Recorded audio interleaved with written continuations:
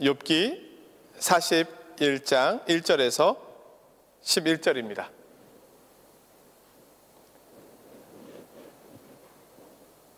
자, 본문 말씀이 좀 길지만 교독해서 보겠습니다. 제가 먼저 읽을게요. 내가 낚시로 리워 야단을 끌어낼 수 있겠느냐? 노끈으로 그 혀를 맬 수 있겠느냐?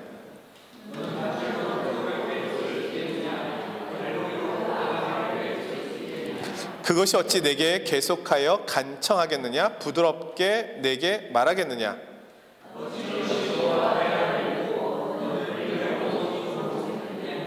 내가 어찌 그것을 새를 가지고 놀듯 하겠으며 내 여종들을 위하여 그것을 메어두겠느냐?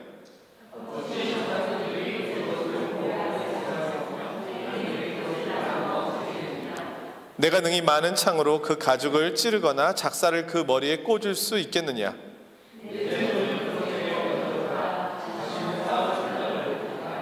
참으로 잡으려는 그의 희망은 헛된 것이니라. 그것의 모습을 보기만 해도 그는 기가 꺾이리라.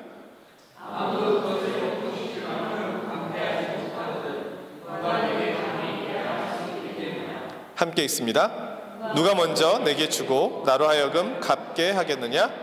온 천하에 있는 것이 다 내 것이니라. 아멘.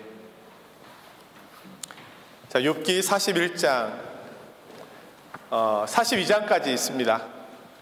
대단원의 욥기를 맞춰가고 있습니다. 욥의 이야기. 욥의 이야기의 시작을 대부분은 아실 거예요. 그리고 중간 과정도 어느 정도는 아실 것이고, 가장 중요한 것은 욥의 이야기가 어떻게 끝이 날까, 그 부분이잖아요. 근데 이제 2장 남았습니다. 슈퍼마켓에 가니까 욥이라고 하는 야쿠르트가 있더라고요. 그래서 제가 그 야쿠르트를 볼 때마다 자꾸 욥이 생각나는 거예요. 아, 욥은 이것도 못 먹었을 텐데. 그러니까 이 욥기 말씀을 이 금요 기도의 시간에 전하면서 욥을 늘 묵상할 수 있었어요. 그것이 제게는 굉장히 큰 축복된 시간이었다. 그래서 오늘도 그 생각을 했습니다. 제가 인생을 살아가면서 하나님의 말씀을 더 깊이 알아가게 되는 시간들이 몇 차례가 있었는데, 그 중에 하나는 마틴 로이드 존스 목사님의 로마서 강해를 통해서였다.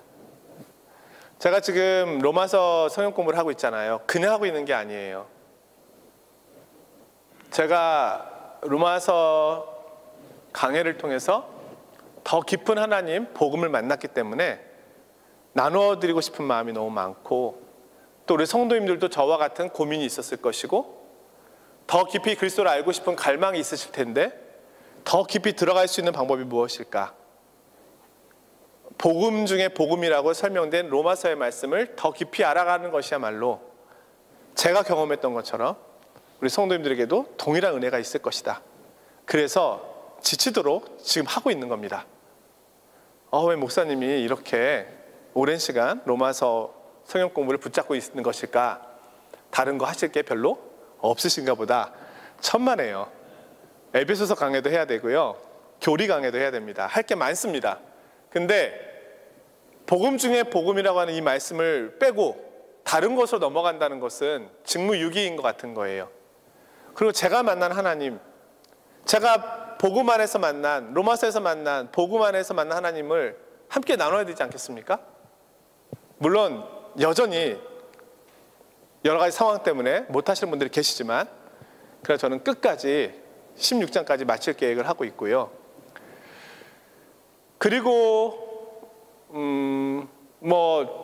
개인적으로는 학교를 다니면서 대학원에서 공부를 하면서 요한계시록의 말씀을 제가 공부했던 시간도 저에겐 되게 특별한 시간이었습니다. 그리고 예전에 파리 장로교회에서 성경 맥잡기를 했던 시간, 성경 통독, 그것도 저에게는 큰 유익이 있었던 시간들이었어요. 그리고 이제 최근에 와서 하나님의 말씀을 더 깊이, 또 하나님을 더 깊이 이해할 수 있었던, 최근에 경험한 가장 가까운 시기에 경험한 하나님에 대한 그런 감동과 은혜, 그 지혜와 지식을 준 것은 이 욥기입니다. 너무 놀라운 거죠. 이 욥의 이야기가 어떻게 이런 놀라운 지혜와 또 하나님의 섭리가 담겨 있었던 것이었는지 그것을 확인하는 시간이 저에겐 너무 은혜로운 시간이었습니다. 그래서 조금 과장해서 제가 말씀드린 적 있잖아요. 저의 생애는 욥기 말씀을 제대로 알았던 때와 제대로 알지 못했던 때로 나누어질 수도 있다. 최근에 그렇게 욥기의 말씀은 놀랍다. 하반기에 구역별 성경 퀴즈 대회를 할 계획이 있는데 욥기를 가지고 할 계획입니다. 제가 받은 은혜를 저만 갖고 있으면 안 되니까 우리 성도님들도 함께 나누고 싶어서 그래서 욥기를 지금 끝내가면서 한편으로 아쉬움도 있지만 너무나 큰 감동과 은혜가 제게 있습니다. 저는 오늘 욥기서의 주제를 이렇게 정의를 해봤습니다. 하나님께서는 왜 나를 사랑하시는가? 하나님 나를 사랑하시는 조건, 이유가 있으신가? 아니다. 하나님은 나의 존재만으로 사랑하신다. 그것을 관계라고 표현할 수 있을 것 같아요. 하나님과 내가 관계 속에 있다는 것만으로도 그것만으로 하나님은 나를 사랑하신다. 그럼 동일한 게 나는 하나님을 왜 사랑하는가? 어떤 조건 때문에 사랑하는가? 하나님의 존재 그 자체만으로 하나님을 사랑한다. 하나님과 관계를 맺고 있다는 것만으로 하나님을 사랑한다. 욥기의 놀라운 주제가 오늘은 사랑, 조건 없는 사랑, 존재론적 사랑이라고 사실은 생각하게 되었습니다. 욥의 이야기, 서두에 나오는 이야기 내용이 그것이었잖아요. 사단이 와서 하나님을 깬다고 하면 그렇지만 하나님 앞에 항변할 때 욥이 까닭 없이 하나님을 경외하겠습니까? 까닭이 있다는 거예요. 하나님을 섬기는데 까닭이 있다는 거예요. 근데 우리가 까닭 없이 어떻게 하나님을 섬기겠어요? 근데 그 까닭이 사단이 이야기한 건 조건이었어요. 근데 오늘 우리가 하나님을 사랑하는 이유는 조건 때문이 아니라는 거예요. 하나님과 관계하고 있기 때문이라는 거예요. 하나님의 존재와 그 존재하신 그 하나님이 나와 관계하고 계시다는 사실을 알았던 그것만으로 하나님을 사랑한다는 거예요. 그것이 진짜 진정한 사랑임을 사실 욥의 고백을 통해서 보여주었잖아요. 주신 이도 여호와시요 거두시는 이도 여호와시니이다. 그가 내게 모든 것을 주셨은즉 모든 것을 거두어 가시는 것, 그것이 무슨 문제가 되겠는가? 욥의 신앙은 놀랍죠. 거기에 조건이 있지 않거든요. 근데 이거를 하나님을 전혀 알지 못한다면 이 관계가 성립되지 않잖아요. 하나님을 아는 지식이 있기 때문에 그나마 이 관계가 성립이 되는 거잖아요. 그래서 이 관계성을 그래도 우리 삶에서 적용해 볼 수 있다면 부모와 자녀의 관계라고 볼 수 있는 거죠. 부모가 자녀를 왜 사랑합니까? 자녀에게서 떡고물이 좀 떨어지나요? 기대하고 계십니까? 기대하지 않아도 되겠죠, 하영이? 기대하지 않아야 될까? 제가 이거 놓기가 어렵네요. 기대가 되는데 기대하지 말아야 될지. 근데 사실은 우리가 자녀를 향한 사랑이 조건적인 사랑은 아니잖아요. 그럼 반대로 자녀가 부모님을 공경하는 것, 사랑하는 것은 조건입니까? 조건적이지 않잖아요. 부모님이기 때문에 공경하고 사랑하는 것이고, 자녀이기 때문에 자녀가 잘할 때도 있고 못할 때도 있고 삶의 자리에서 여러 가지 상황들이 있지만 사랑하잖아요. 하나님과 우리와의 관계가, 하나님이 우리를 사랑하시는 그 관계는 하나님께서 우리를 낳으셨다는 거죠. 하나님께서 이스라엘을 사랑하시잖아요. 왜 사랑하십니까? 이스라엘에게 이유가 없잖아요. 모든 민족 중에 가장 작은 나라요? 볼품없는 나라죠. 사랑이라고 하기에는 긍휼이라고 하는 것이 맞죠. 불쌍히 여기셔서 사랑하셨나 보다. 근데 또 불쌍히라고 얘기하면 왠지 그건 동정으로 여겨지잖아요. 사랑은 왠지 좀 그 이상의 의미를 담고 있는 것으로 보여지니까. 하나님께서 이스라엘을 낳으셨고 이스라엘을 사랑하신 것은 이스라엘에게 이유가 있지 않습니다. 하나님의 선택이었고 사랑이었습니다. 그럼 이스라엘이 하나님을 향한 사랑은요? 선택이고 조건적이면 안 되죠. 그가 나를 먼저 사랑하셨고 나는 그 사랑에 응답하는 것이잖아요. 그것이 사랑이잖아요.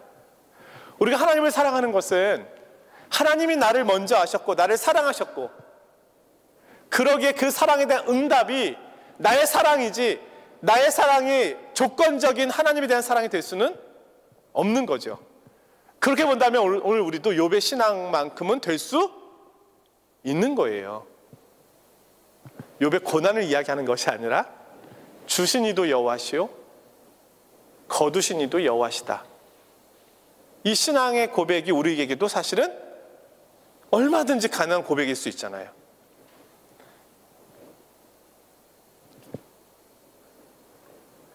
그런 의미에서 우리를 향한 하나님의 사랑이 이유가 없는 것처럼 우리도 하나님을 이렇게 사랑할 수 있다. 이것을 저는 믿음이라고 표현하기보다 신뢰라고 표현합니다. 신뢰라고 하는 것은 전적인 거잖아요. 우리가 왜 믿음으로 구원 얻습니까? 다른 방식으로 구원 얻지 않고 왜 믿음이라는 방식으로 구원을 얻어요? 하나님이 나를 위하여 행하신 그 일이 정말 나를 위해 행하신 그 일임을 저는 인정합니다. 하나님께서 나를 구원하시기 위하여 자신의 아들 대신 예수 그리스도를 십자가에 달려 돌아가게 하심으로 나의 모든 죄를 사하여 주시고 그를 부활케 하심으로 나에게 영원한 생명을 허락하시고 그가 다시 오실 것을 약속하심으로 영원한 하나님의 나라에 대한 소망을 갖게 하신 것, 하나님이 나를 위하여 그렇게 행하신 것을 나는 전적으로 믿습니다. 신뢰합니다. 인정합니다. 그것이 믿음이잖아요. 이 고백이 뭡니까? 이거 신뢰잖아요. 그러하기에 하나님이 나를 위하여 행하신 이 일을 내가 인정하고 받아들이기에 그 외의 모든 내용들은 다 내가 이해할 수 있는 거예요. 머리로가 아니라 가슴으로 이해하는 거죠. 하나님께서 하시는 일을 인정하는 거죠. 내 안에 착한 일을 시작하신 그분이 마치실 거야. 나를 구원하신 그분이 내 인생의 마지막까지 나를 인도하실 거야. 그분이 내가 부족하고 연약해도 나를 떠나지 않으시고 영원히 지키실 거야. 내가 죄인 되었을 때 나를 사랑하셨는데 내가 지금은 하나님 앞에 그리스도를 의지함으로 의인된 모습으로 나가니 얼마나 나를 더 아끼시겠는가. 그 사랑으로 우리가 그 힘으로 이 세상을 살아가는 거잖아요. 이것이 우리의 신앙이잖아요. 여기에 우리가 어린아이처럼 되면 안 되는 거죠. 하나님 기도했는데 안 들어주셔요. 날 미워하시나 봐. 이것은 마치 아이들이 정말 어린 아이들이 슈퍼마켓 앞에서 사탕 안 사준다고 떼를 쓰는 것과 같은 거잖아요. 어린아이의 일을 버려야죠. 이제는 단단한 걸 먹을 수 있어야죠. 어렸을 때는 부모님이 모든 걸 챙겨줍니다. 하지만 그가 장성해서는 그가 스스로 할 수 있도록 자유의지를 가지고 나아갈 수 있도록 모든 것을 알지만 넘어져도 때로는 일으켜주지 않고 스스로 일어날 수 있도록 해줍니다. 근육이 생겨야 되거든요. 우리가 신앙을 성숙해 갈 때는 하나님이 그렇게 우리를 하신다는 거예요. 내버려 두시는 것이 아니라 너 이제 혼자 일어서봐. 나 늘 네 옆에 있는 거 너 알잖아. 그러면 이번 어려운 거, 이 어려운 일 헤쳐나가봐. 내가 도와줄게. 할 수 있어. 나를 믿어. 이것이 장성한 믿음이잖아요. 고난이 없는 것이 믿음이 아니라 그 고난의 길을 그리스도와 함께 가시기에 내가 얼마든지 갈 수 있다가 믿음이잖아요. 요한계시록에서 말씀하고 있는 믿음이 그거잖아요. 하나님께서 요한계시록에서 피할 길을 주시겠다고 약속하시는 것이 아니라 끝까지 믿음으로 나아가라. 반드시 이기게 될 것이다. 왜냐하면 복음은 승리를 말하니까, 교회는 승리를 말하니까, 성도는 승리를 말하니까. 세상 나라는 무너지지만 하나님의 나라는 영원히 설 것이다. 이 약속을 믿고 고난의 풀무불을 지나가라. 지나가는 거잖아요. 요한계시록의 말씀에 피할 길을 주시는 말씀이 어디 있습니까? 첫사랑을 회복해라. 인내해라. 끝까지 견너라. 끝까지 이기는 자에게는 내가 너에게 약속한 것을 주리라. 끝까지 싸우라는 거잖아요. 오늘 우리의 신앙이 욥기서도 잘 모르고 계시록도 잘 모르고 어느 부분을 제대로 알고 있는 것일까요? 사실은 우리 스스로 만들어낸 신앙의 부분이 너무 많다. 더 깊이 가지 않는 거예요. 얕은 물가에서 철벙 하나님의 은혜가 있어요. 천번 이것이 이렇게 함에도 불구하고 하나님 은혜를 분명 주십니다. 우리 자녀에게 부모님이 늘 사랑을 베푸듯이 우리가 얕은 물가에서 첨벙첨벙해도 하나님은 우리에게 은혜를 주십니다. 그런데 더 크신 하나님의 은혜와 섭리는 경험하지 못한 겁니다. 하나님께서 아담과 하와를 만드시고 에덴 동산을 주시는데 왜 주십니까? 하나님께 다스리기 귀찮으셔서 아담에게 다스리라고 주신 겁니까? 네? 아니면 내가 사람을 만들었으니 나는 좀 편하게 쉬고 이제 아담 네가 좀 나 대신 일 좀 해라. 그런 겁니까? 아니잖아요. 하나님이 만드신 그 땅을 다스려가면서 하나님을 배우게 되잖아요. 하나님이 우주를 어떻게 운행하시는지, 어떻게 보존하시는지, 내가 이 동산을 지켜가고 보존하는 것처럼 하나님께서는 이 땅을 보존하고 지켜가시는구나. 내가 저 동물, 저 식물, 저 새 한 마리 한 명에게 하나하나에게 이름을 지어주듯이 하나님은 한 사람 한 사람에게 그런 마음을 갖고 계시는구나. 모든 특징들을 아시고 모든 필요들을 아시는구나. 그러면서 하나님을 배우게 되잖아요. 하나님의 동반자, 하나님의 동역자로 세우시는 거잖아요. 단지 어린아이를 두시는 것이 아니라 나와 함께 이야기하고 하나님의 의견을 나눠주시고 함께 식탁에 앉아서 감히 얘기할 수 있는 관계로 높여주시잖아요. 그것이 인간을 만드신 이유잖아요. 자신의 영광을 나눠주시고 자신의 사랑을 나눠주시고 우리가 그 영광과 사랑을 함께 나누면서 하나님을 더 깊이 알아가게 되잖아요. 그걸 주시려고 하는 거잖아요. 그러기 위해서는요, 그 하나님이 요청하시고 원하시는 모습으로 자라가야죠.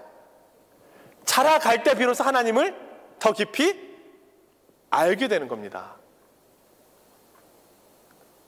욥이 고난을 통해서 뭐라고 얘기합니까?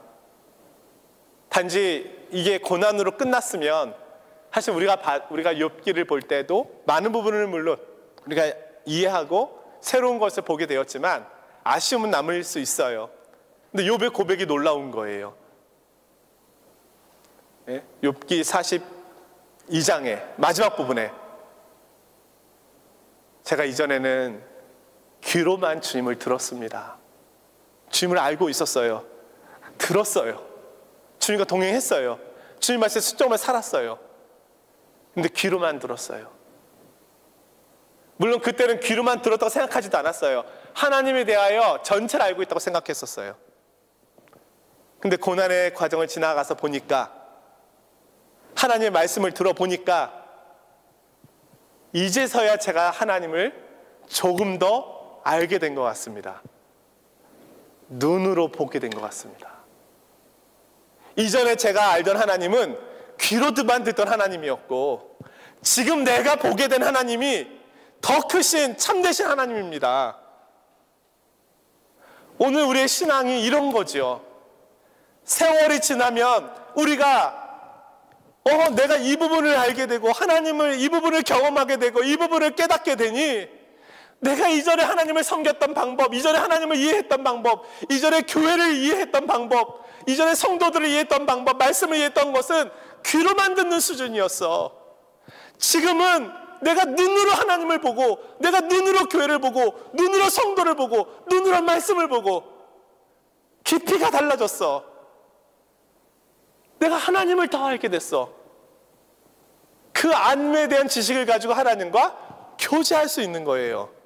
그리고 그 알에 대한 지식을 가지고 주변 사람들을 섬기게 되는 거죠. 이게 하나님께서 우리에게 나눠주시려고 하는 하나님의 은혜인 거죠. 아이들이 어렸을 때는요, 식탁에 앉으면 할 얘기가 별로 없어요. 흘리지 말고 먹어. 네? 꼭꼭 씹어 먹어. 네? 반찬 투정, 음식 가리지 말고 먹어. 이게 보통 이야기이고, 좀 더 이야기를 한다면 오늘 학교에서 무슨 일이 있었니? 이런 이야기. 어느 친구가 있었는데요, 누구랑 싸웠어요. 근데 제가 가서 말렸어요. 아니면 선생님한테 혼났어요. 그 정도의 이야기들을 하잖아요.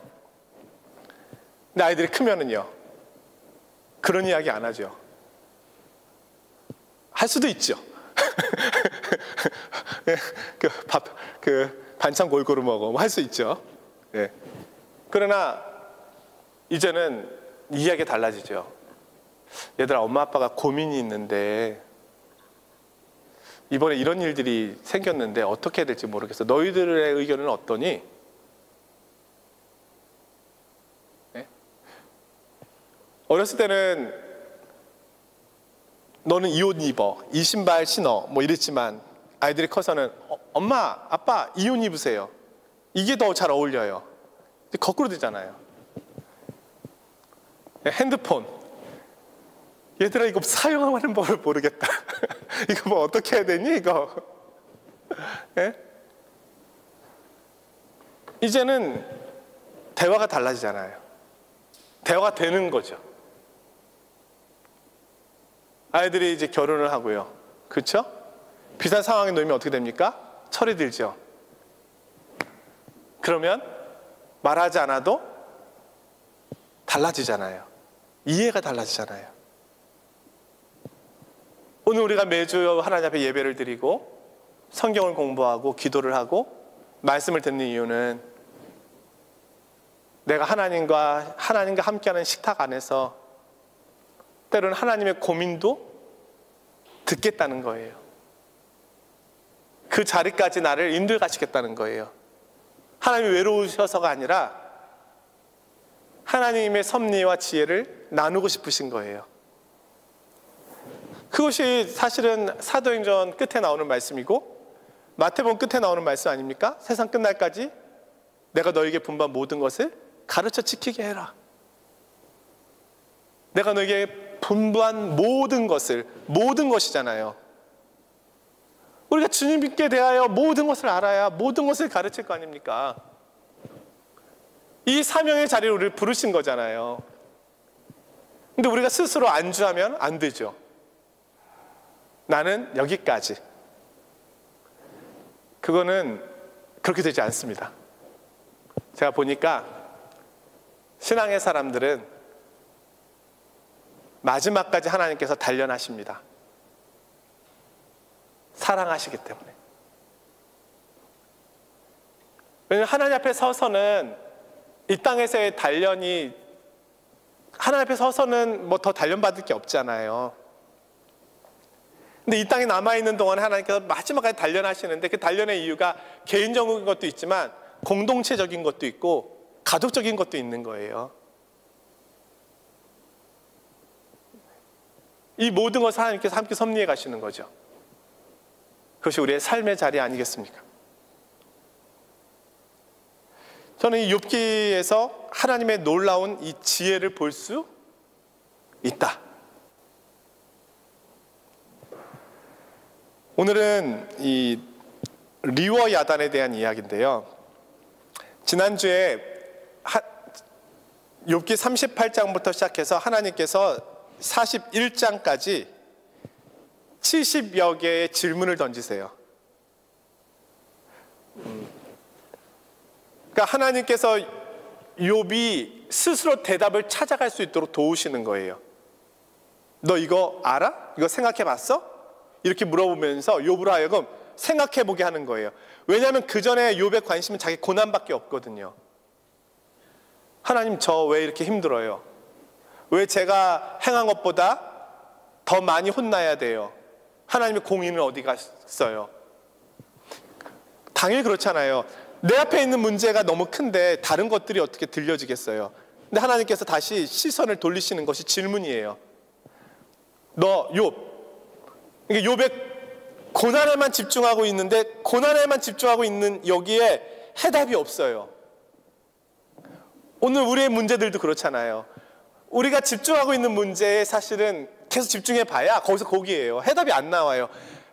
욥의 세 친구 엘리후, 그 사람들 와서, 친구들 와서 아무리 얘기했지만 해답 안 나오잖아요. 욥만 더 상처받았잖아요. 계속 욥은 그것만 계속 살피게 되잖아요. 하나님께서 고난에서 시선을 돌리게 합니다. 욥 자신을 보는 것에서 우주를 보게 하시는 시선을 돌리는 거예요. 야, 이 우주는 어떻게 만들어졌는지 너 알아? 지금 자기는 고난 때문에 힘든데 우주에 대한 이야기 들려주시니까 욥이 고민해 보잖아요. 그래, 우주는 어떻게 만들어졌지? 너 들소를 길들일 수 있어? 들소를 어떻게 길들여요? 하나님 안 되죠, 그거는. 예? 들염소가 새끼 낳는 걸 봤어? 아유, 제가 그걸 어떻게 봐요? 우박창고를 봤어. 무슨 우박창고예요? 시선이 이제 우주, 자연, 큰 세계로 돌려지니까 자기의 고난을 보는 시선에서 다른 걸 이제 생각하게 되잖아요. 이것이 되게 좋은 방법이잖아요. 오늘 우리에게도 적용해 볼 수 있잖아요. 인간관계에서도 적용해 볼 수 있고 나의 고난의 문제에서도 적용해 볼 수 있죠. 하나님 이렇게 하십니다. 스스로 답을 찾아가게 하셔요. 하나님께서 욥에게 물은 질문에서 답은 두 개밖에 없어요. 하나는 아느냐? 이 질문에 욥 답은 하나님, 저는 잘 모릅니다. 또 하나, 이거 누가 했겠느냐? 제가 한 거 아닙니다. 하나님이 하셨습니다. 정해진 답을 계속해서 질문하신 거예요. 그리고 최종적으로 두 동물에 대한 질문을 하신 겁니다. 하나는 바다에서 육지에서 가장 큰 짐승이라고 할 수 있는 베헤못, 지난주 40장 말씀이었고, 오늘은 리워 야단, 수중생물 중에 가장 엄청난 짐승에 대한 이야기를 하는 거예요. 오늘 본문도 질문이에요. 그렇잖아요. 1절이 이거였잖아요. 낚시로 리워 야단을 끊어낼 수 있겠느냐? 노끈으로 그 혀를 맬 수 있겠느냐? 자, 리워 야단이 어떤 동물인지 사실은 이게 정확하지는 않습니다. 마치 지난주에 베헤못이 약간의 코끼리 같기도 하고 하바 같기도 하지만 잘 모르겠는 것처럼, 이 리워 야단도 어떤 동물인지 지금 지구상에 존재하고 있는 동물에서는 찾기가 쉽지는 않습니다. 가장 가까운 동물을 이제 악어라고 이야기하는데요. 근데 그것도 어떤 해답 찾기 어려운 것이 함께 읽지 않았지만 이 41장 20절에 보면요, 그것의 콧구멍에서 연기가 나오니, 뭐 이런 표현도 있고, 그 다음에 21절에는 그의 입김은 숯불을 지피며 그의 입은 불길을 뿜는구나, 뭐 이런 표현이 있어서 마치 공룡 같은 모습으로 상상이 되는데, 그러나 사실은 공룡 화석이 과학적으로 발견된 것은 19세기 말이에요. 그전에는 공룡이라는 것이 존재하는지 이 지구상에 살고 있었던 사람들은 몰랐어요. 그러니까 그 전에 욥기를 읽었던 사람들은 공룡의 존재를 알 수 없기 때문에 이걸 공룡 해석하기도 어렵고, 또 현대 과학에서 공룡의 연대를 따져보면 백악기, 주라기 뭐 이렇게 나오잖아요. 그렇기 때문에 이 욥의 시대하고는 너무 거리가 멀어요. 그래서 그렇게 보기도 어려워요. 그래서 악어랑 비슷한 동물인데 악어인 듯 악어 아닌 악어 같은 그래서 그런 약간 좀 신화적인 동물이다. 그러나 그 당시 사람들은 이 욥기를 읽었을 때 이해할 수 있는 그런 동물이었을 거예요. 이 리워야단이 엄청난 동물이라서 아무도 길들일 수 없고 함부로 그를 잡을 수도 없습니다. 근데 이런 동물을 누가 길들이셔요? 하나님이 길들이신다는 거예요. 그러면 인간의 지혜와 인간의 능력을 할 수 없는 그것을 하나님의 지혜와 하나님의 능력은 하신다는 거잖아요. 그러면 욥이 할 수 없는 그것을 하나님은 하신다는 거잖아요. 그러면 욥이 지금 자신의 의로움에 대한 이야기, 제가 지은 죄에 비하여 하나님이 행하신 이 심판은 너무 큰데 이 하나님의 공의가 무너진 거 아닙니까? 라고 반문했을 때 이 반문이 하나님의 지혜 앞에서 설득이 되겠는가? 하나님이 지혜로우신가? 욥이 더 지혜로운가? 하나님이 지혜로우시잖아요. 그런데 욥이 하나님에 대하여 제가 당하고 있는 이 고난은 하나님 불의합니다. 제가 고소장을 낸 걸 보셨지요? 답해보세요. 이런 행위가 정당화될 수 있는가? 정당화될 수 없는 거죠. 그럼 욥은 하나님의 지혜를 헤아릴 수도 없고 알지도 못해요. 왜 의로운 자가 고난을 받아야 하는가에 대한 욥의 생각은 있을 수 없는 일이라는 거지만, 그러나 하나님의 지혜 속에서는 의로운 자도 고난받을 수 있다는 것이 하나님의 지혜요 섭리인 거예요.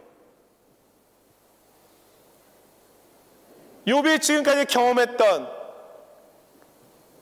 그런 경험적인 것으로 이 세상을 해석할 수 없고 고난의 문제를 해석할 수 없다. 그런데 자신에게 찾아온 고난으로 인하여 하나님의 공의로움을 의심하고 하나님께서 이 세상을 다스려 가시는 하나님의 통치 방법을 의심하는 것은, 그것은 하나님 앞에 잘못된 태도라는 거죠. 한마디로 오늘날로 욥 까불지 마. 네가 나의 지혜를 어떻게 알아? 근데 이거를 이렇게 강압적으로 말씀하지 않으시고 하나님께서 힘들게 70여 가지의 질문을 통해서 욥으로 하여금 고민하게 한 거예요. 그렇지, 내가 아니지. 그렇지, 내가 모르지. 그렇지, 나는 어리석지. 그렇게 하다가 스스로 인정하게 된 거예요. 아, 이 고난에 대하여 내가 하나님이 의롭지 못하다고 이야기한 부분이 나를 모르지. 하나님의 공의를 모르지. 하나님께서 고난 속에서 일하시는 방법을 나는 모르지. 그것을 찾아가게 되었다.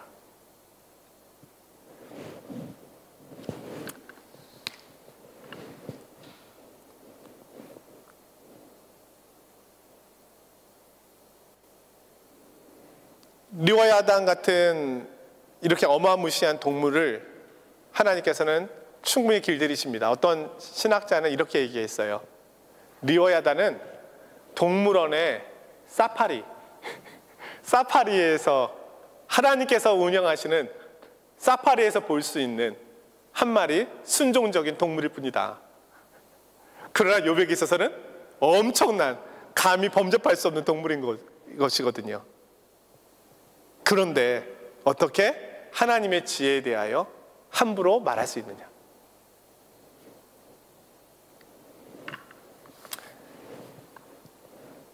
욥의 가장 큰 잘못은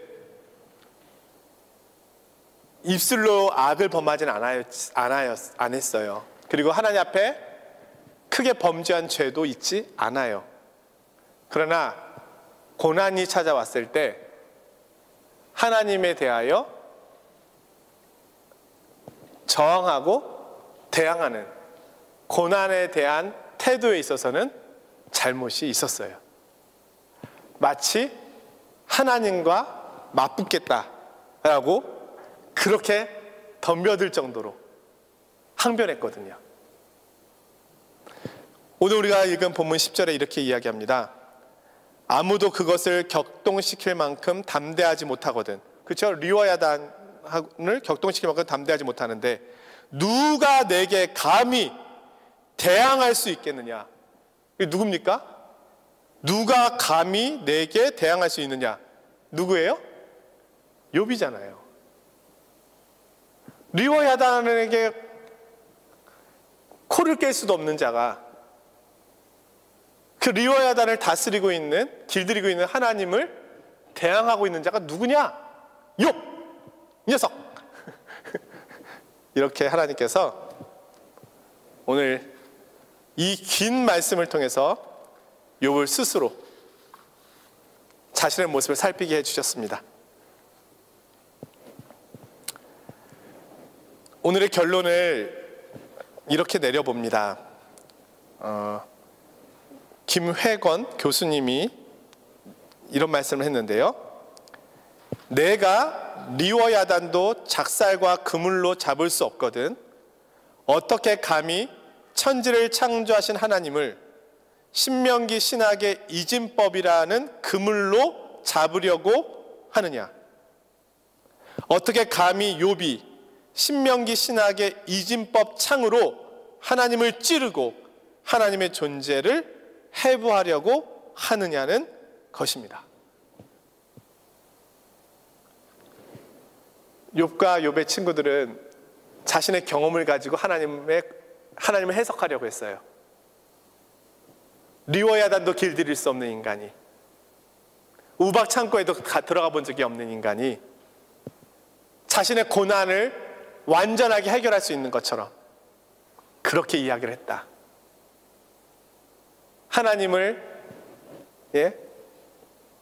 이 선과 악, 흑과 백, 이진법 논리로 그렇게 묶어두려고 했다. 그러나 하나님은 거기에 묶이지 않습니다. 하나님은 빛도 창조하시고 어둠도 창조하십니다. 하나님은 어둠 가운데서도 흑암 가운데서도 밤중에서도 노래하게 하시는 분이십니다. 하나님의 크신 지혜가 우리 앞에 있습니다.